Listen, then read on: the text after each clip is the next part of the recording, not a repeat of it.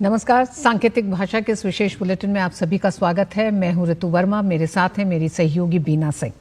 खबरों की शुरुआत करें उससे पहले नजर डालेंगे हेडलाइंस पर।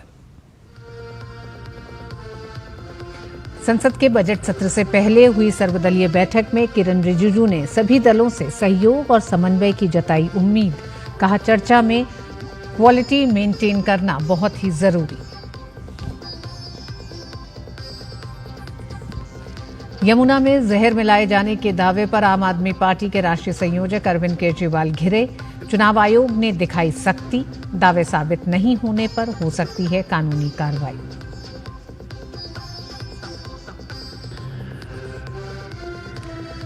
सीतापुर लोकसभा सीट से कांग्रेस सांसद राकेश राठौर को लगा झटका। दुष्कर्म मामले में पुलिस ने किया गिरफ्तार। हाईकोर्ट की लखनऊ बेंच ने अग्रिम जमानत की अर्जी को कर दिया था खारिज।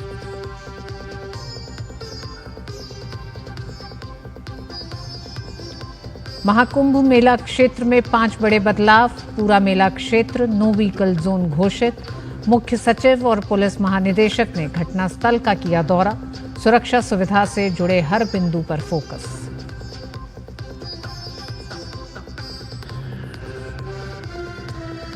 और वाशिंगटन डीसी में एक यात्री विमान की अमेरिकी सेना के हेलीकॉप्टर से टक्कर। युद्ध स्तर पर बचाव अभियान जारी। अब तक 19 लोगों के शव बरामद। राष्ट्रपति डोनाल्ड ट्रंप ने जताया शोक।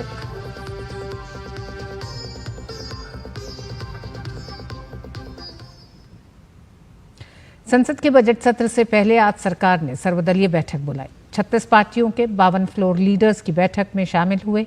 संसद को सुचारू रूप से चलाने और विभिन्न मुद्दों पर बैठक में विचार विमर्श किया गया।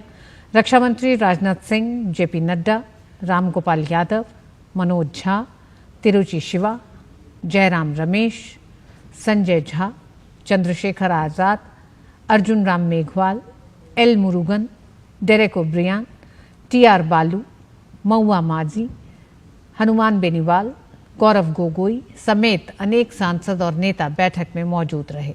बैठक में विभिन्न मुद्दों पर सार्थक चर्चा को लेकर उम्मीद जताई गई। दरअसल कल संसद सत्र शुरू होने से पहले राष्ट्रपति द्रौपदी मुर्मू दोनों सदन के सदस्यों को संबोधित करेंगी।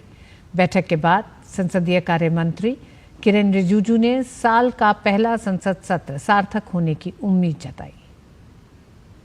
हमने शुरुआत में सब पार्टियों से अपील किया है कि ये बजट सत्र है और साल का पहला पार्लियामेंट सेशन है। इसका शुरुआत देश का महामहिम राष्ट्रपति जी द्वारा संबोधित करेंगे। राष्ट्रपति जी का अभिभाषण के बाद इकोनॉमिक सर्वे पेश होंगे 31 जनवरी को। फिर 1 फरवरी को 2025 का बजट पेश किया जाएगा और बजट के बाद राष्ट्रपति का अभिभाषण पर चर्चा होगा, फिर बजट पर चर्चा होगा। केंद्र सरकार ने संसद के बजट सत्र से पहले गुरुवार को सभी राजनीतिक दलों के नेताओं की बैठक बुलाई। बैठक में बीजू जनता दल के नेता और सांसद सस्मित ने पात्रा ओडिशा राज्य को विशेष दर्जा दिए जाने की मांग की। हमारे माननीय नेता बीजू जनता दल के अध्यक्ष श्री नवीन पटनायक जी के नेतृत्व में जो पार्लियामेंट्री पार्टी बैठी थी, जिन मुद्दों पे हमने गौर किया था उन मुद्दों को आज रखे गए।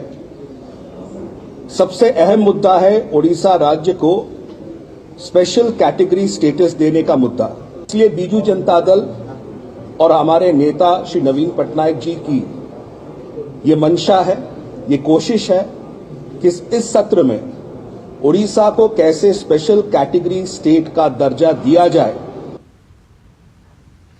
वक्फ संशोधन विधेयक पर बनी जेपीसी की ड्राफ्ट रिपोर्ट लोकसभा अध्यक्ष को सौंप दी गई है।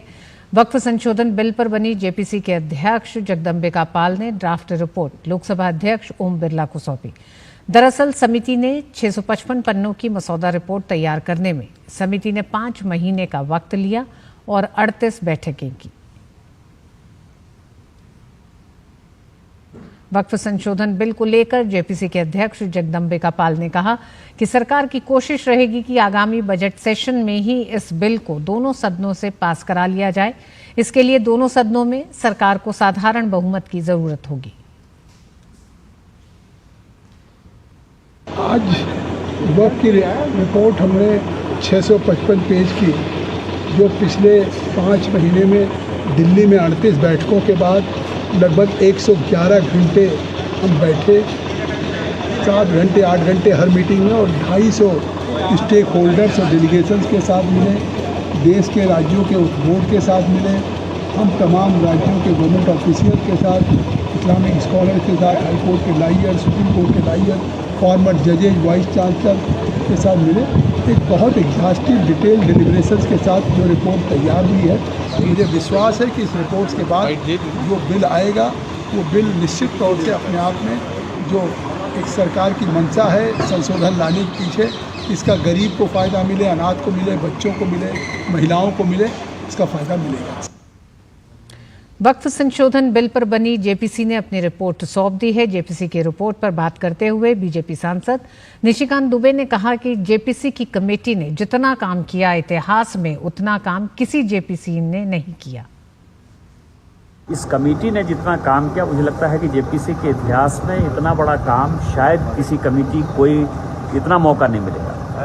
1.5 करोड़ रिप्रेजेंटेशन आए पूरे देश में, और 1.5 करोड़ रिप्रेजेंटेशन के आधार पर और 38 मीटिंग की यहाँ जेपीसी ने, उन सबों को कंपाइल करके एक प्रॉपर रिपोर्ट बनाना, जो संशोधन सरकार ने किए थे उस संशोधन के अलावा सांसदों का अपने तरफ से 6 महीने में संशोधन देना, 14 नए संशोधन, प्रिंसिपल एक्ट में एक और नया संशोधन जेपीसी ने अपनी सीमा से ज़्यादा बढ़कर जो है रिकमेंडेशन किया है। मुझे लगता है कि भारत के इतिहास में गरीब मुसलमानों को, महिलाओं को, अनाथों को अधिकार दिलाने का इससे बड़ा बिल शायद आज़ादी के बाद नहीं आया। वहीं बीजेपी सांसद तेजस्वी सूर्या ने कहा कि लंबे समय से वक्फ की संपत्तियों के प्रबंधन में गड़बड़ी हुई है। उन्होंने कहा कि सरकार का उद्देश्य वक्फ संपत्तियों के प्रबंधन में आधुनिकता, पारदर्शिता और जवाबदेही लाना है।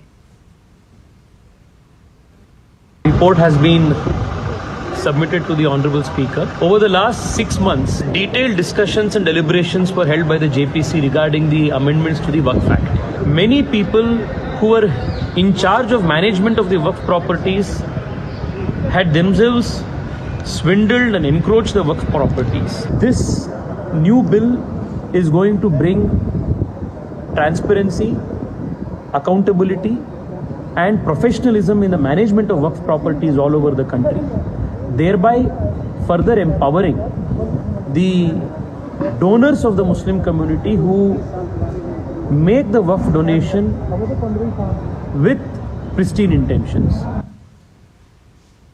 यमुना में जहर के गंभीर आरोप को लेकर चुनाव आयोग ने अरविंद केजरीवाल को फटकार लगाई है। चुनाव आयोग ने केजरीवाल को जवाब देते हुए कहा कि केजरीवाल यमुना में अमोनिया की मात्रा बढ़ने के मुद्दे को नरसंहार के गंभीर आरोपों से न जोड़ें। चुनाव आयोग ने कहा कि इसकी तुलना 2 देशों के बीच युद्ध जैसी स्थिति से न करें। चुनाव आयोग ने कहा कि ये आरोप लोगों के बीच वैमनस्य, अव्यवस्था और अशांति को बढ़ावा देने वाले हैं। इसके अलावा चुनाव आयोग ने इन गंभीर आरोप लगाने के विरोध में केजरीवाल पर कार्रवाई न किए जाने को लेकर स्पष्टीकरण का एक और अवसर भी दिया।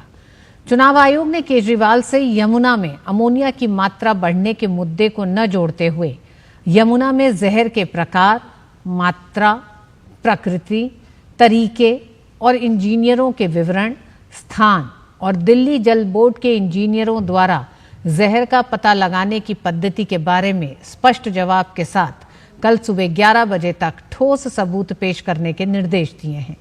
साथ ही आयोग ने कहा कि इस स्थिति पर विवाद करने का कोई कारण नहीं दिखता और वह इसे सरकारों और एजेंसियों की क्षमता और विवेक पर छोड़ देगा। संक्षिप्त चुनाव अवधि के दौरान लंबे समय से चले आ रहे जल बंटवारे और प्रदूषण के मुद्दों पर मध्यस्थता से परहेज करेगा, विशेषकर जहां सर्वोच्च न्यायालय और राष्ट्रीय हरित अधिकरण के समझौते और कानूनी निर्देश पहले से ही मौजूद हैं। दिल्ली में चुनाव प्रचार के बीच आम आदमी पार्टी के राष्ट्रीय संयोजक अरविंद केजरीवाल ने मुख्य चुनाव आयुक्त राजीव कुमार पर बड़ा आरोप लगाया है। केजरीवाल ने कहा कि चुनाव आयोग एक पार्टी के पक्ष में काम कर रहा है क्योंकि मुख्य चुनाव आयुक्त सेवानिवृत्ति के बाद नौकरी पाना चाहते हैं। ईसीआई को मैं ये कहना चाहता हूं पूरे सम्मान के साथ, उनको दिल्ली के अंदर खुलेआम पैसे बट रहे हैं वो दिखाई नहीं दे रहा। उनको दिल्ली के अंदर रोज चादरें बट रही, अभी भी बट रही है, कल शाम को भी बटी चादरें, वो दिखाई नहीं देती। हमने बताया कि पैसे किसके घर में पड़े हैं वो दिखाई नहीं देता। ईसीआई राजनीति कर रहा है। क्यों? क्योंकि राजीव कुमार को पोस्ट रिटायरमेंट 28 फरवरी को पोस्ट रिटायरमेंट उनको नौकरी चाहिए। मैं राजीव कुमार जी को कहना चाहता हूं, इतिहास उन्हें माफ नहीं करेगा। जितना कबाड़ा राजीव कुमार जी ने इलेक्शन कमीशन का किया है, मुझे लगता नहीं कि भारत के इतिहास में इलेक्शन कमीशन का इतना कभी कबाड़ा हुआ है। मुझे पता है ये 2 दिन के अंदर मुझे जेल में डालेंगे, डाल दे मुझे जेल के अंदर। दिल्ली में गंदगी के विरोध में आपके राष्ट्रीय संयोजक अरविंद केजरीवाल के आवास के बाहर कूड़ा फेंकने के बाद पुलिस ने राज्यसभा सांसद स्वाति मालीवाल को हिरासत में ले लिया। इससे पहले राज्यसभा सांसद स्वाति मालीवाल ने एक्स पर पोस्ट किया था। दरअसल राज्यसभा सांसद स्वाति मालीवाल ने एक बार फिर आप और केजरीवाल पर दिल्ली की जनता के साथ धोखा करने का आरोप लगाया है। उन्होंने अपने सोशल मीडिया एक्स पर पोस्ट में लिखा कि 3 ट्रक भरकर कचरा लेकर केजरीवाल जी के घर पहुंचने वाली हूं। केजरीवाल जी डरना मत, जनता के सामने आना और देखना क्या हाल बनाया है दिल्ली का।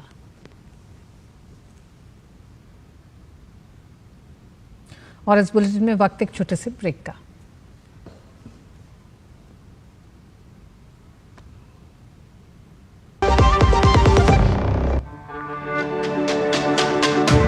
मेरी पसंद, मेरी पसंद, मेरी पसंद, मेरी पसंद, हमारी पसंद, हम सबकी पसंद। मजबूत देश का मजबूत सरिया हो गया स्टील।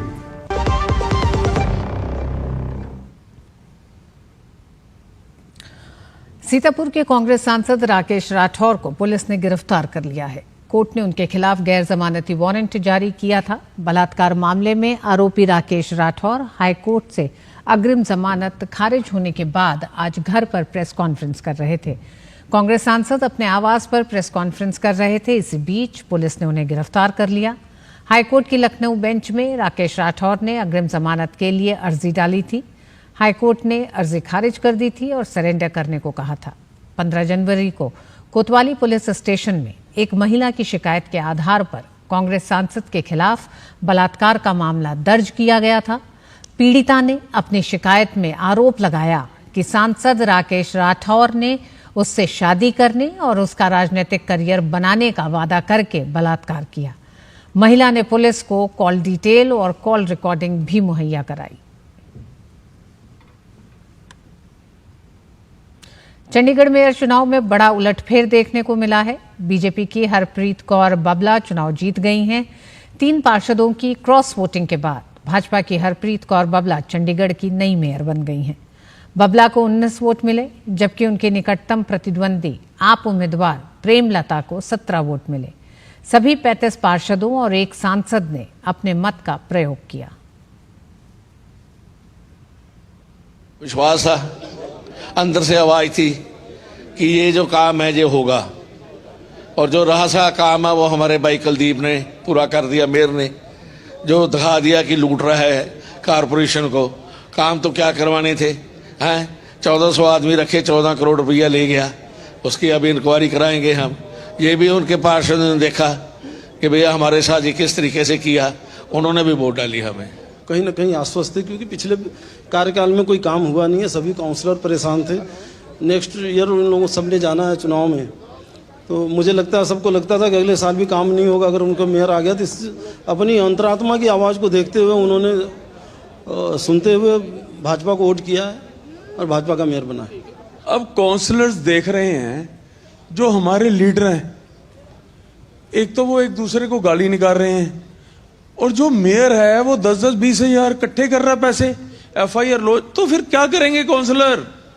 अंतरात्मा कोई चीज है तो उन्होंने वोट किया अंतरात्मा से। कहीं भी जाए सर, कहीं भी जाए, इनकी आदत है, ये कोर्ट में जाएंगे या जेल में जाएंगे और नहीं कहीं जाते जी। दिल्ली के पूर्व मुख्यमंत्री अरविंद केजरीवाल ने जब से यमुना में जहर की बात की और हरियाणा सरकार पर नरसंहार का आरोप लगाया है, उसके बाद से यमुना नदी दिल्ली की सियासत की केंद्र बिंदु बन गई है। ऐसे में इस जल संग्राम को लेकर दिल्ली की जनता क्या सोचती है, साथ ही दिल्ली चुनाव में उनके लिए क्या मुद्दे हैं, देखिए यमुना से हमारे संवाददाता निशांत राय की रिपोर्ट। दिल्ली में जल संग्राम छिड़ चुका है। जल संग्राम की वजह अरविंद केजरीवाल का वो बयान जिस पे उन्होंने आरोप लगाया है हरियाणा सरकार पे और साथ में ये कहा है कि हरियाणा सरकार यमुना में जहर घोल रही है और नरसंहार करना चाहती है। इस समय हम यमुना में मौजूद हैं और यमुना की स्थिति पहले मैं आपको दिखाना चाहूँगा। जहाँ पर मैं मौजूद हूँ बहुत तेज बदबू आ रही है और दिल्ली में यमुना लगभग 22 किलोमीटर होकर बहती है और ये 22 किलोमीटर का क्षेत्र यमुना की गंदगी की अगर पूरी बात करें, जहाँ से यमुना का उद्गम होता है और जहाँ पर यमुना समाप्त होती है, लगभग 76% गंदगी का काम करता है। हमारे साथ पब्लिक है और पब्लिक से हम बात करते हैं। सर, सबसे पहले बताइए कि यमुना की अगर सफाई की बात की जाए तो आप किस तरीके से इस मुद्दे को देखते हैं? सर, हमारे लिए तो यहाँ सांस भी लेना बड़ा मुश्किल हो रहा है और हम जो देख पा रहे हैं कि यमुना के यहाँ हम बैठे हुए हैं बीच में, यमुना, ये यमुना नहीं है, ये हमारी माँ है और माँ की स्थिति अब आज की डेट में दिल्ली में ऐसी है, कितनी बदबूदार हैं, यहाँ पे सांस लेना भी लोगों के लिए बड़ा मुश्किल हो रहा है। क्या आप सांस ले पा रहे हैं? यहाँ आप ही के लिए स्थिति खराब है। और केजरीवाल जी को 10 साल में कोई काम तो किया नहीं है, दूसरी सरकारों के ऊपर आरोप प्रत्यारोप लगाए उन्होंने। मुझे लगता है कि केजरीवाल जी को पहले अपने अंदर झांक के देखना चाहिए, उसके बाद दूसरों के लिए बोलना चाहिए। अगर बात की जाए दिल्ली की, तो चुनाव के लिए आपके लिए कौन सा महत्वपूर्ण मुद्दा है? सबसे बड़ा मुद्दा तो यह है कि केजरीवाल जी झूठ बोलने का सबसे ज्यादा काम करते हैं। इस पार्टी से जनता को, हम सभी को उम्मीद थी कि ये स्वच्छता की राजनीति करेंगे, ऐसी स्वच्छ राजनीति करेंगे जिससे लोगों को विकास हो, यहाँ के लोगों की, दिल्ली की जनता की जो स्थिति है वो बेहतर हो, सुधरे। मेरे हिसाब से केंद्र सरकार को भी दिल्ली पे ध्यान देना चाहिए और उनको भी उनका सहायता करना चाहिए और काम करना चाहिए। कुल मिला के काम सही होना चाहिए, चाहे राज्य सरकार हो या केंद्र सरकार हो, उनको अच्छा काम करना चाहिए। नहीं, केंद्र सरकार अच्छा काम कर रही है। मुझे लगता है कि जहाँ जहाँ पार्टी की, इनकी भाजपा की सरकार है, वहाँ अगर हम देखते हैं, चाहे वो उत्तर प्रदेश हो, असम हो, मध्य प्रदेश हो या कोई भी स्टेट है, जहाँ जहाँ भाजपा की सरकार है वहाँ तो काम हो रहे हैं, वहाँ ऐसी कोई समस्या नहीं आ रही। गुस्सा नजर आ रहा है यमुना की गंदगी को लेकर, आपके लिए क्या सबसे बड़ा मुद्दा है दिल्ली में, अगर यमुना से अलावा अगर बात की जाए? सर, यमुना जी का जो मुद्दा तो है ही है, उसके अलावा जो सीवर का मुद्दा है, जितने भी वादे केजरीवाल जी ने किए थे, जैसे बिजली फ्री का वादा जो किया था, आज एक आदमी का 5-5 लाख रुपए का बिल है। भाई साहब, पूरे दिल्ली की सड़कें टूटी पड़ी हैं। सबसे बड़ा मुद्दा तो ये है, गली गड़ी बिल्कुल इतनी गंभीर समस्या है कि बुजुर्गों का निकलना मुश्किल है। चलते चलते एक आखिरी गीत आपसे मैं सुनना चाहूंगा। यमुना मैया से आप कोई दरखास्त करना चाहेंगे? यमुना है बीमार कि नेता मस्त रहें, यमुना है बीमार कि नेता मस्त रहें, दिल्ली का बुरा हाल कि नेता मस्त रहें, दिल्ली का बुरा हाल कि नेता मस्त रहें, माता है बीमार कि नेता मस्त रहें। कि ये जनता है, सब जानती है और दिल्ली फिलहाल यही बोल रही है कि यमुना है बीमार कि नेता मस्त रहे। कैमरा पर्सन सौरभ बक्सी के साथ निशांत राय, डीडी न्यूज, दिल्ली। और आइए यहाँ से सीधे आपको शाहदरा लिए चलते हैं, जहाँ बीजेपी के राष्ट्रीय अध्यक्ष और नेता जेपी नड्डा इस समय एक रैली को संबोधित कर रहे हैं। आजकल मुझे सिर्फ जरा घर से निर्माण भवन अपने कार्यालय जाने का मौका मिलता है या रेलवे स्टेशन या एयरपोर्ट जाने का मौका मिलता है। आप लोगों से मिलने के लिए यहां जब मैं आता हूं तो मैंने आज सड़कें देखी हैं, टूटी फूटी सड़कें, पता नहीं चल रहा कैसे किस तरीके से सड़कों में चले। ये टूटी फूटी सड़कें हैं कि नहीं है? और एक तरफ मोदी जी ने ईस्टर्न पेरिफेरल रोड बना करके, आप बताओ, कुंडली बॉर्डर से पलवल तक पहुंचाया कि नहीं पहुंचाया? आप बताओ, वेस्टर्न पेरिफेरल रोड बना करके कुंडली से वहां मानेसर तक पहुंचाया कि नहीं पहुंचाया? मित्रों, काम किया है। जो भी दिल्ली में काम हुआ है वो किसी और ने नहीं किया, वो प्रधानमंत्री नरेंद्र मोदी जी ने किया है, इसको भी आपको ध्यान में रखना चाहिए। आप बताओ पिछले 10 साल में कोई कॉलेज खुला? एक भी कॉलेज खुला?